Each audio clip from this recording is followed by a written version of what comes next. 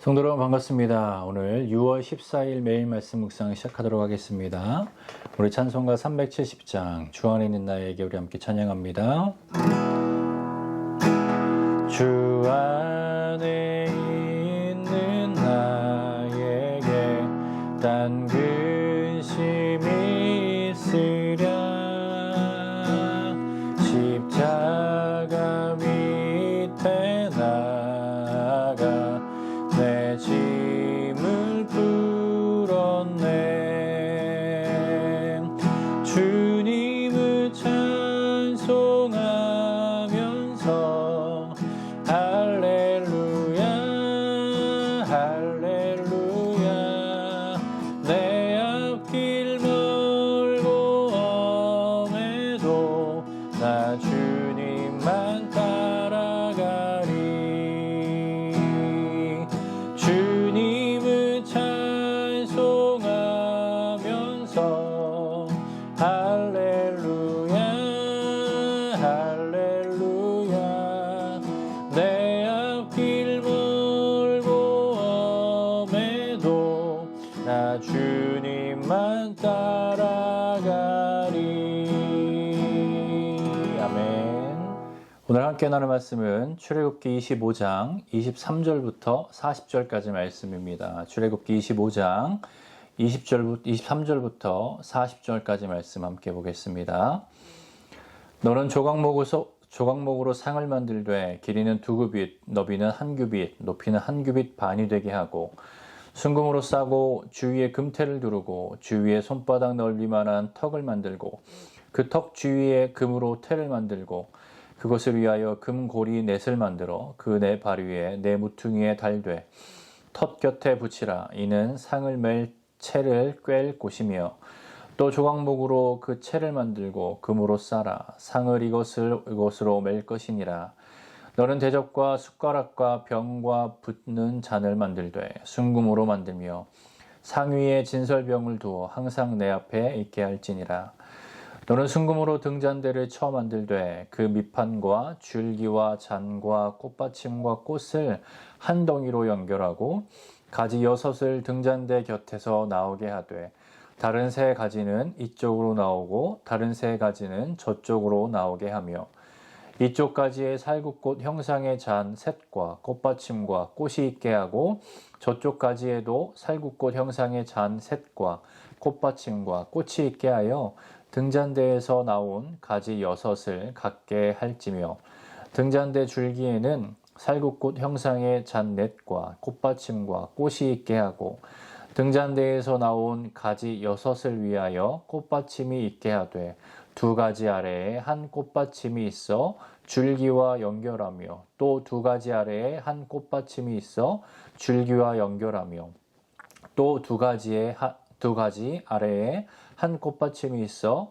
줄기와 연결하게 하고 그 꽃받침과 가지를 줄기와 연결하여 전부를 순금으로 쳐 만들고 등잔 7을 만들어 그 위에 두어 앞을 비추게 하며 그 불 집게와 불동 그릇도 순금으로 만들지니 등잔대와 이 모든 기구를 순금 1달란트로 만들되 너는 삼가 이 산에서 내게 보인 양식대로 할지니라. 아멘. 하나님께서 시내산에 도착한 백성들에게 이제 성막을 짓도록 명령하십니다. 출애굽기 25장 8절부터 9절 말씀에 보면 내가 그들 중에 거할 성소를 그들이 나를 위하여 짓되 무릇 내가 내게 보이는 모양대로 장막을 짓고 기구들도 그 모양을 따라 지을지니라.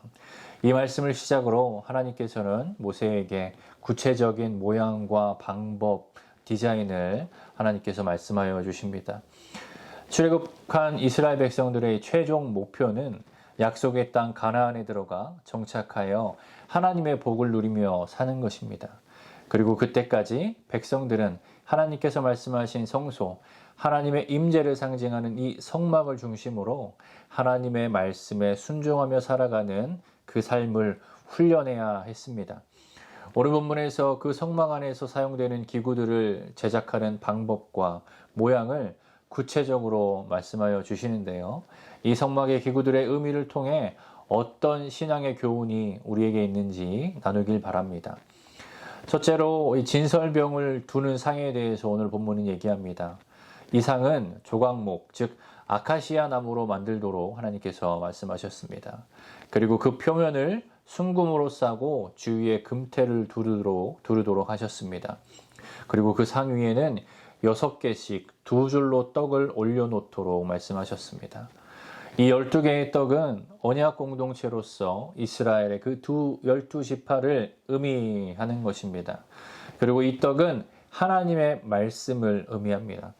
성막을 이동해야 할 때 이 상은 증거계와 같이 해달가죽, 홍색 보자기, 청색 보자기 이 3가지의 덮개로 덮어서 이동하라라고 말씀하셨습니다. 이것을 볼 때에 이 증거계만큼이나 하나님께서 중요하게 이 진설병 상을 여기셨다라는 것을 알 수 있습니다. 즉 하나님의 말씀을 중요하게 여기시는 것을 보여줍니다. 하나님의 말씀은 성도의 양식입니다. 그리스도인들은 하나님의 말씀을 삶의 중심에 두고 그 말씀을 기준으로 분별하며 그 말씀에 순종하며 살기를 힘써야 합니다.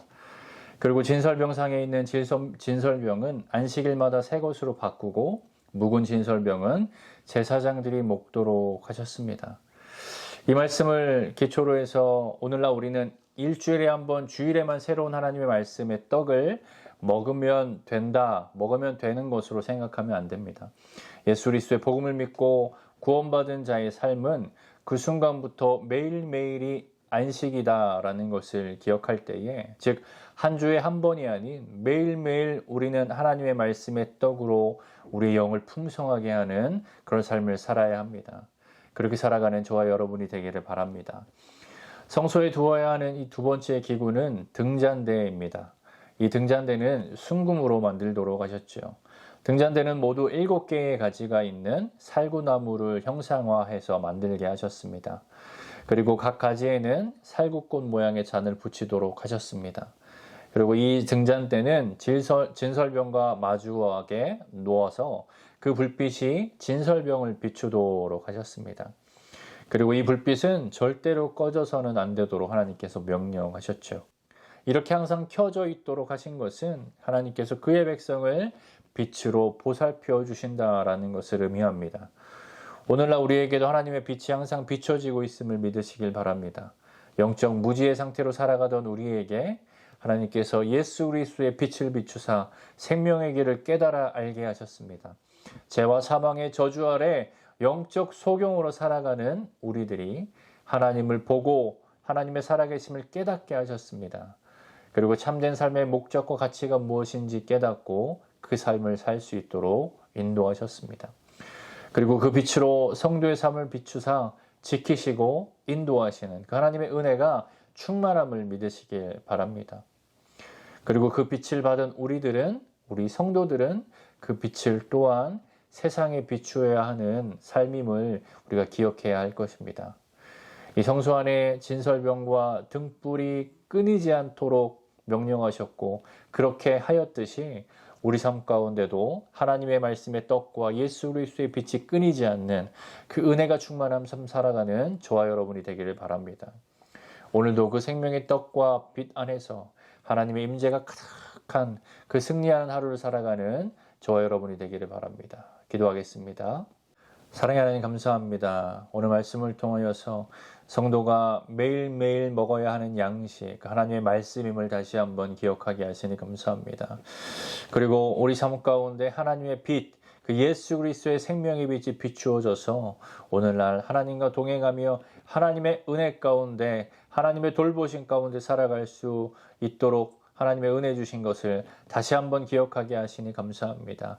주님, 우리 삶 가운데 하나님의 그 말씀의 떡과 그 생명의 빛 가운데 살아가며 주와 동행하는 복된 삶 살아가는 우리가 될 수 있도록 주님께서 은혜 허락하여 주시옵고 그 주의 은혜가 오늘 하루도 우리 삶을 붙드사 오늘 삶도 주와 함께 기쁘고 평안하게 살아갈 수 있도록 승리하며 살아갈 수 있도록 이 세상 가운데 하나님의 그 빛을 전하는 삶을 살아갈 수 있도록 은혜 허락하여 주시옵소서. 이 모든 말씀 거룩하신 예수님의 이름으로 기도하였습니다. 아멘. 월요일 기도 제목으로 함께 기도하겠습니다. 코로나 바이러스 방역과 종식을 위하여서 성도들을 질병으로부터 보호하시고 성도들의 사업과 직장을 보호하시고 방역 당국의 지혜를 주시어 최선의 방역이 이루어질 수 있도록 한 주간 하나님의 영광을 위해 살 수 있도록 기도해 주시기 바랍니다. 나의 가정, 직장, 사업, 학업의 터전에서 나의 모든 말과 행위에서 하나님의 영광이 드러날 수 있도록 또 선교사님을 위해 기도할 때에는 태국의 전은주 선교사님과 브라질의 김창현 선교사님 위해서 함께 중보하며 기도하겠습니다. 기도하겠습니다.